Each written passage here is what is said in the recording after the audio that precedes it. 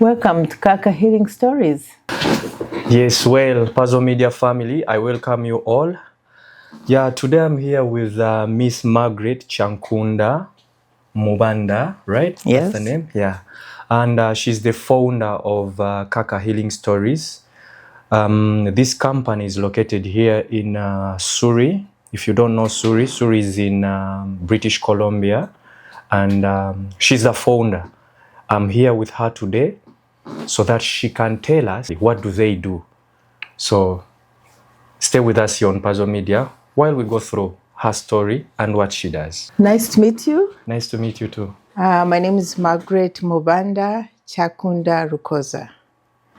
I live here in Canada. I live in Surrey, where I live and work. Okay. Nice to meet you, Miss Margaret. My pleasure. So, Miss Margaret, can you tell me what do you do? Margaret here is a retired senior citizen. Yeah. I do work in two ways. I have an organization called Daughters of Hope, where I'm the current president, and we provide service to new immigrants. Especially we give them housing top-up and some food so that they can settle in Canada. Mostly we serve the Black community, but with other deserving population. Besides that, my current job is a business in counseling. My business is called KAKA Healing Stories. This name comes from a Runyankole name, which means grandma. And with that, I help people. I would call it counseling, but from my experience working with our community, Blacks people mostly, and other cultures who are not mainstream in Canada, they don't want to hear the word counseling. And many times people miss to be supported when they are dealing with their grief, with trauma, and all other losses, as you know. So most people end up not receiving the support because when they hear the word counseling, here in Canada, they call it shrink, that you're going to shrink them. Yeah. So most people miss. So after working with a population of my work previously, I retired from social work. Okay. Where I was working with children and families, and mostly I worked with children who are in foster care. And you can imagine the separation they go through, the loss of their family, and the grief that is not mainly death, but that loss and grieving of what you have left behind. Okay. So after working with that population and after retiring, I thought, you know what? I can use a different name so that I can attract people who do not want to hear counseling.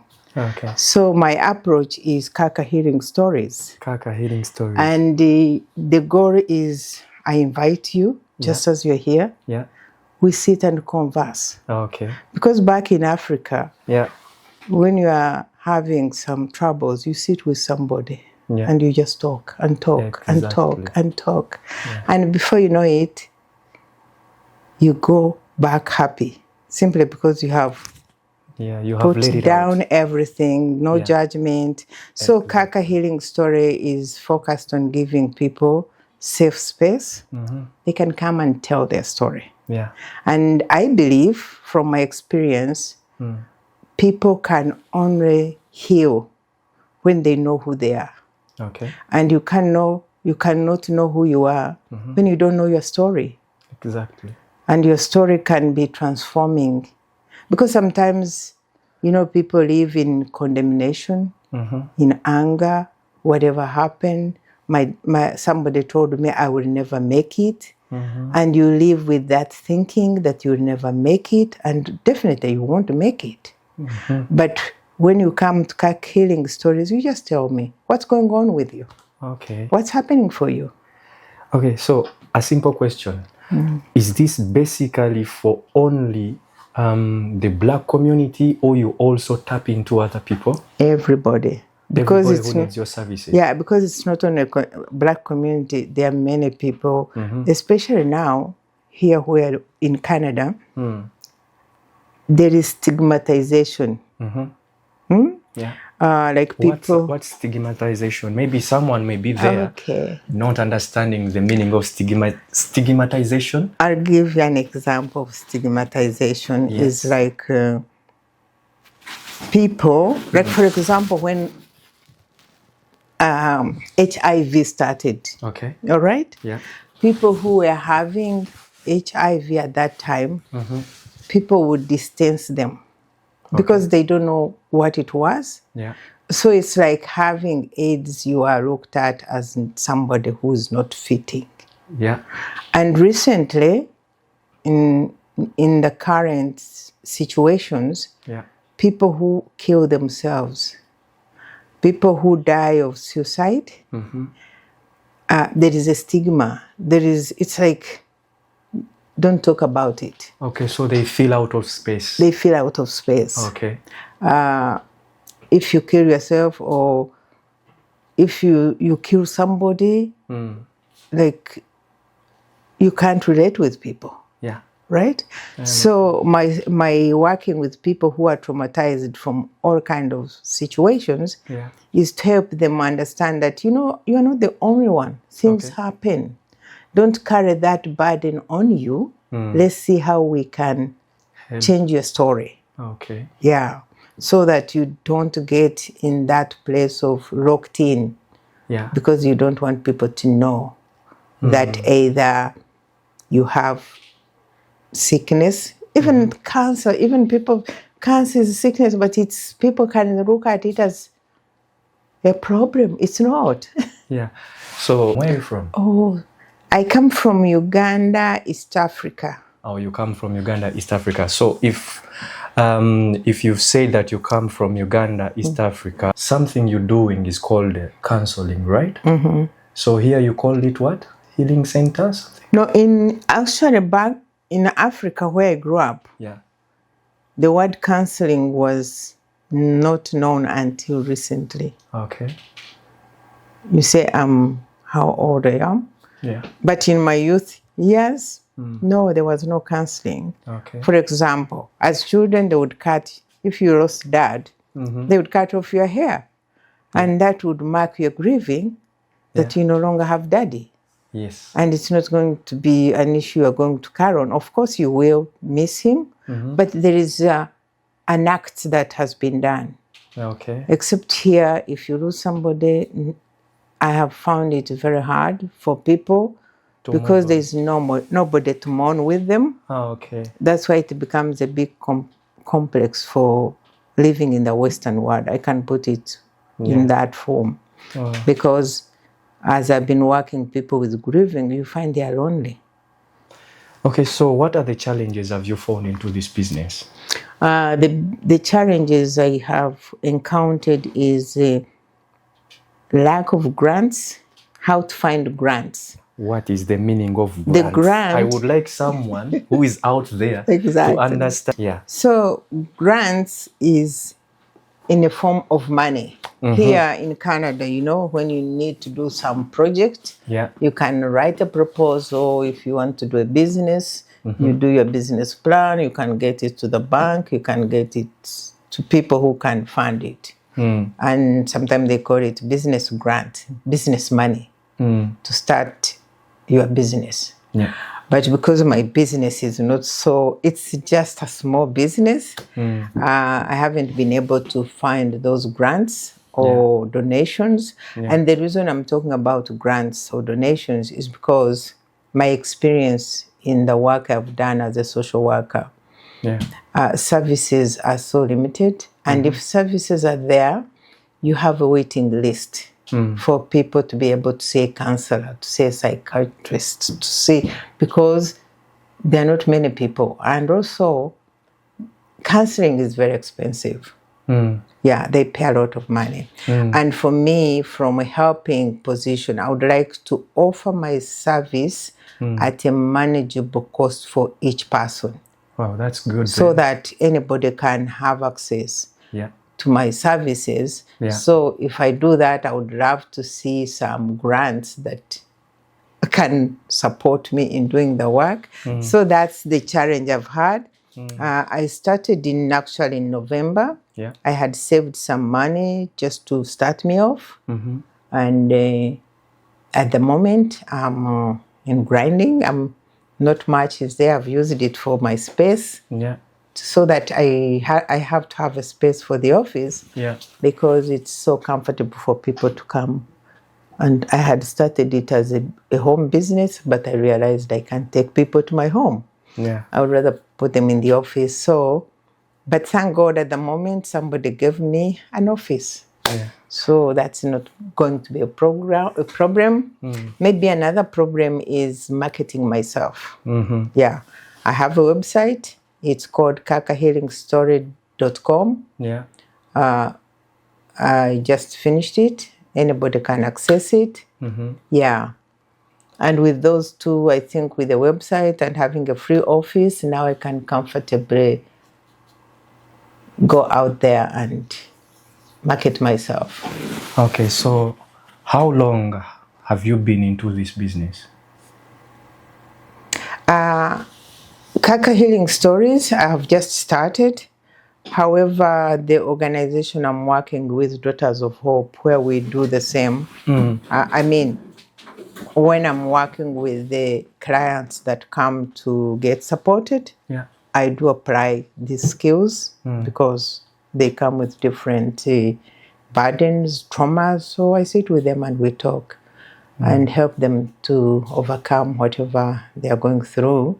And this business is not a one-time only. Okay.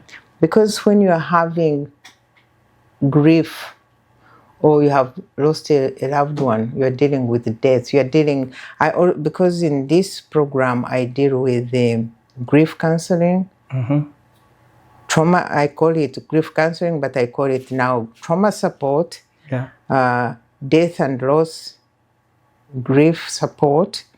I also work with people who are at the end of life dying. How do you help somebody to transition into death with dignity and with less fear? Isn't that scary? No. Actually, I love it. So you try to prepare someone to go into their death. Like like let's say if a man is gonna die, so you prepare that person to go into his death. Yeah. Like without fear. Without and comfortable. Because you know when you're at the end of death, there's a lot of threat that comes. The fear, and you don't expect it. I have worked with many people dying. Yeah. So that's why I'm bringing it to be a business, because I know people don't know that those services are out there. So when you are working with somebody dying, there's dynamics, there's a family, there are those who don't want to let go.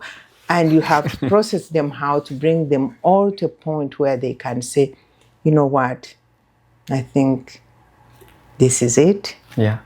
We shall miss you. Yeah. But we need to let you go. Oh my God. And also you help somebody to let go of all those things that they are holding back. Could be stopping them from crossing to the other life. Yeah. Oh.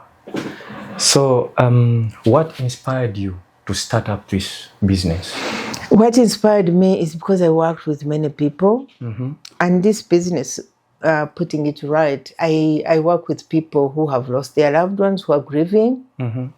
I work with people who have committed suicide, whose family member have committed suicide or have died of overdose. Any kind of trauma and grief. Okay. We can talk about it. And the reason why I got inspired to do this, because I worked in that field for almost 25 years. Wow. Back in Uganda, I was a teacher. Wow, okay. And unfortunately, I didn't have the knowledge I have now. Because I remember I was teaching kids who were from the camp. And the child is there, lost the father, and the next day she's in class. It's like a zombie. And as a teacher, I was like, yeah, you child, you know how Uganda used to say, you kid, you can't learn, blah, blah. Yeah. But after coming here, I can understand what that child was going through. Okay. You know? Yeah. So having worked in this field of children who are being removed from their parents, mostly working with them and their foster parents, and also realizing that there are not many services, and if they are there, you have a waiting list. So I felt, you know what, I can provide this in a different approach. Come and we talk about this. It's not, I'm not registering myself as a counselor, but I'm registering as a story healer. A story healer. So believing that your story can heal you. Let me ask you something. You know, if you want, according to what I know, or according to what I heard about some counselors here or story healers here in Canada, it's like you to get or him to work on you, you have to get an appointment. And you may call this person and you're like, hey, I would like to come to your place. I have something perturbing me. Can you please get me a day? And this person may tell you, okay, that will be next month, or that will be in 2 months' time to come. So how does it work on your side? That's something I want to avoid. Okay. Yeah, because I worked as in an area of crisis. When there's a crisis, you better respond. Yeah. And why I'm saying that in the system now here, people are put on wait list. You can't put somebody on wait list and I understand why they put them on wait list, because people are many and the people providing those services are few, and also they're expensive. So having worked in this industry, my purpose now in life is to help people. Okay. If you call me, I'll give you time. Okay. Yeah, because I'm not busy. This is just the business I'm making up. Yeah. If you can even talk on the phone. Yeah. If you want to see me, we can plan to see me. Yeah. Because sometimes the quick intervention can be chatting on the phone. Yeah. You can help somebody even on the phone before the next day. Okay. But when you are in the business setting where you are looking after money, you are calculating your hours, the time you can spend with that somebody. Even when you talk on the phone, it's like you're charging the person. I want to eliminate those barriers specifically for people who need help. Okay. So everyone out there, like I told you, I'm with Miss Margaret here. Miss Margaret is from Uganda, and Miss Margaret is a story healer.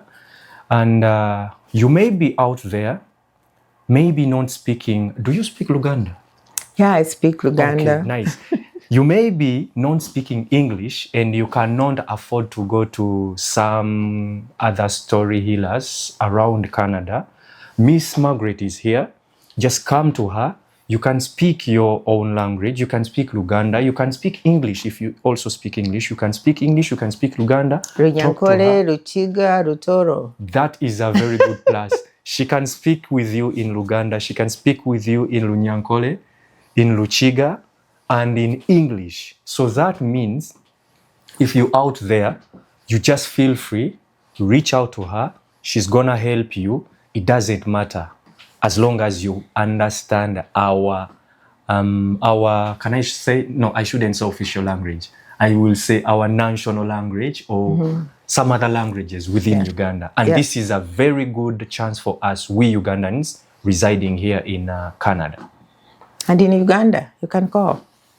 In Uganda also? On Uganda, you can call. We can go on Zoom. Okay. So even if you in Uganda, even if you in let's say East Africa, as long as you speak Luganda during Yankole, still you can help. You can call. Wow, that's really good, because it's not that easy. And how do people reach out to you? How can they find you?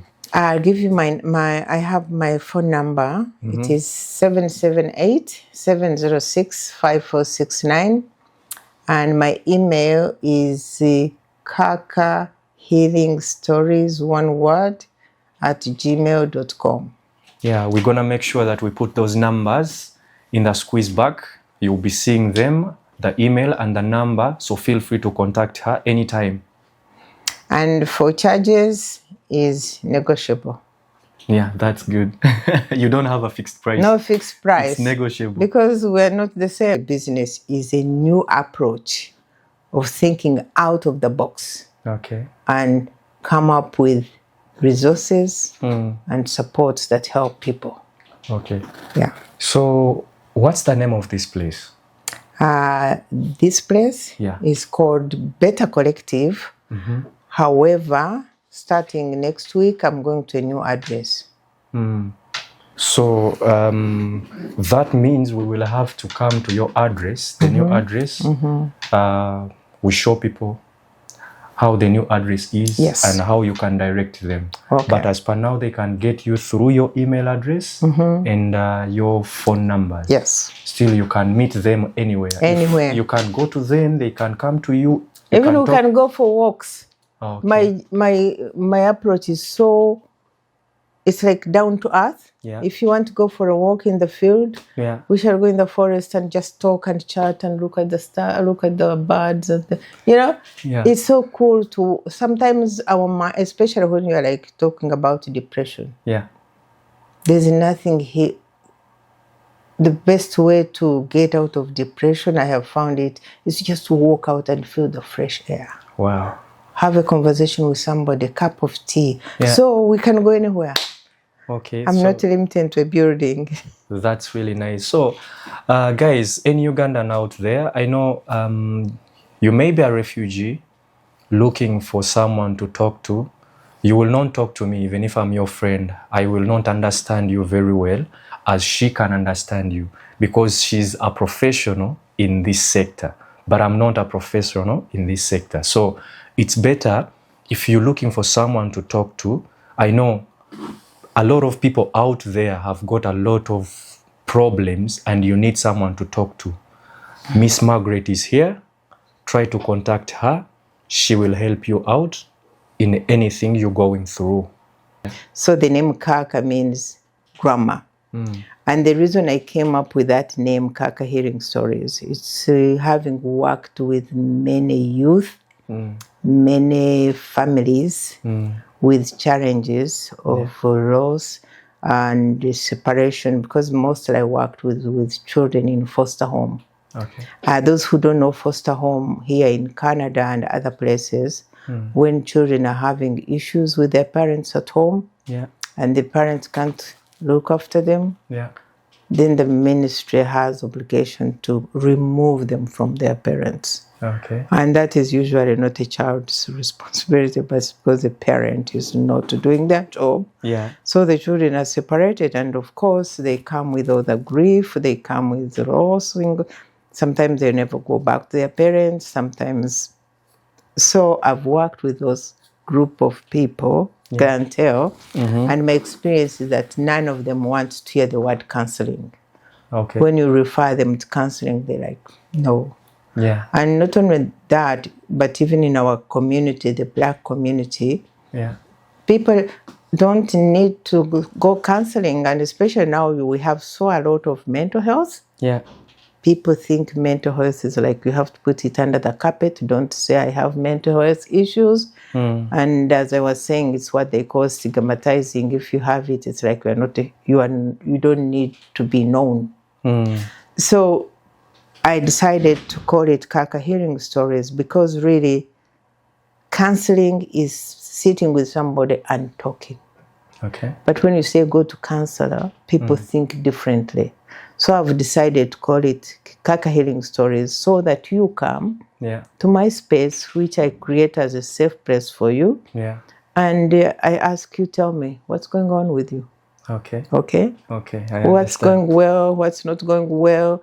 So by the time you finish talking, my goal is that you come to that place of relief.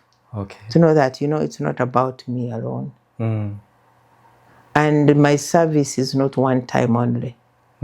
When I start working with you, you can always call, you can always meet me until you're at the place of like, you know what, I'm good. Okay. And you can rewrite your story. I encourage people to write their thoughts, to write their feelings in the way they look at it. Okay. So that means if a person comes to you with his or her problem, that person has to be 100% sure that her secret is safe with you. It is safe. I don't take notes. You are the one who takes notes. Yeah. Whatever for me, I can write questions. Yeah. Because you have to probe somebody. Yeah. Sometimes people speak, but you want to get out the full story. Yeah. What they want to speak so that you know you are responding to what exactly. Yeah. And that takes listening and probing somebody to give more information. Yeah. So for me, I write questions, but afterwards, I tear that paper before you. Yeah. So you're the only one who keeps your story. So there is something challenging me. There are a lot of Ugandans who live here in Canada. If someone is like depressed, like feeling homesick, seeing like he's out of space, seeing like, no, I think I'm in a wrong place, I think I should go home, because some people leave home with many different reasons. So you may find someone is like, no, I can't be here. Let me just go home. So can you help that person to settle in? Yeah, I can have a conversation with them. Even when you talk about, I've worked with kids who wanted to commit. I had kids in my home as a foster parent who would want to kill themselves. Wow. Right? Yeah. So I would sit with them. Why do you want to kill? What is it you're thinking about that is bringing those thoughts? Yeah. One time I had a kid from Africa, really. Yeah. I won't say the country. Yeah. And this was sad because I didn't know him well. Yeah. But he went, when he had just come, he would at night come out of the house. And we're like, where is this kid going? Yeah. In the midnight. Yeah. So one time I followed him, I brought him in the house. He's like, you don't know, I miss looking at the stars. He said, in Africa, when you go outside, there are stars. So I'm looking at the stars so that I hope maybe one day I can go back to Africa.